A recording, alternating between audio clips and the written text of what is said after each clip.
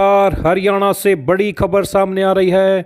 सरपंचों में मचा हड़कंप, हटेंगे अब सरपंच। तो बड़ी खबर सामने आ रही है, बिग ब्रेकिंग न्यूज़।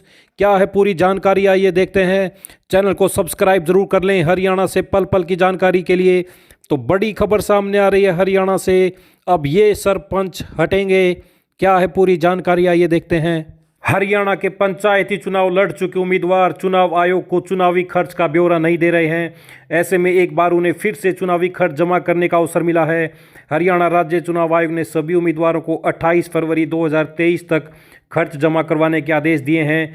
जिला निर्वाचन अधिकारी ने इस पत्र के आधार पर जिलों में पंचायत चुनाव लड़ चुके उम्मीदवारों को नोटिस जारी किए। साथ ही उन्हें खर्च का हिसाब किताब न देने पर अगले 3 साल के लिए चुनाव लड़ने के अयोग्य घोषित कर दिया जाएगा। राज्य चुनाव आयोग ने सभी जिला निर्वाचन अधिकारियों को आदेश दिए हैं कि पंच का चुनाव लड़ने वाले उम्मीदवार यदि अपने खर्च का ब्यौरा नहीं देते तो उन पर कार्रवाई अपने स्तर पर करके इसकी रिपोर्ट आयोग को भेजें। साथ ही पंच, सरपंच, ब्लॉक समिति और जिला परिषद के चुनाव लड़ चुके उम्मीदवार यदि 28 फरवरी 2023 तक अपने खर्च का ब्यौरा नहीं देते हैं तो 10 मार्च 2023 तक उनकी सूची राज्य चुनाव आयोग को भेज दी जाए।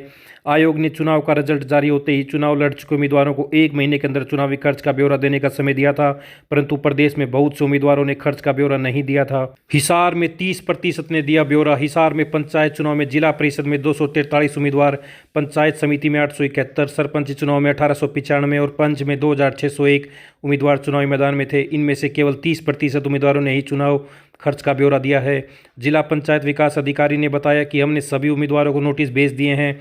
उनके पास 28 फरवरी तक का समय है। यदि खर्च का ब्यौरा नहीं देते तो चुनाव आयोग के निर्देश अनुसार अयोग्य घोषित करने की प्रक्रिया अपनाई जाएगी। हरियाणा में पंचायती चुनाव में सरपंच को 2 लाख, पंच को 50,000, ब्लॉक समिति सदस्य 3,60,000 और जिला पार्षद को 6 लाख रुपए तक चुनावी खर्च करने का आदेश था। खर्च की मॉनिटरिंग के लिए बाकायदा टीमें बनाई गई थी। प्रदेश में 3 चरणों में चुनाव हुए थे।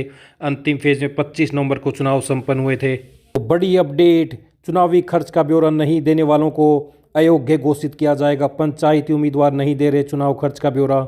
स्टेट इलेक्शन कमीशन ने निर्वाचन अधिकारियों को भेजे पत्र, उम्मीदवारों को भेजे नोटिस। तो बड़ी अपडेट सामने आ रही है, सरपंचों में मचा हड़कंप। तो बड़ी अपडेट, इस अपडेट में इतना ही। धन्यवाद।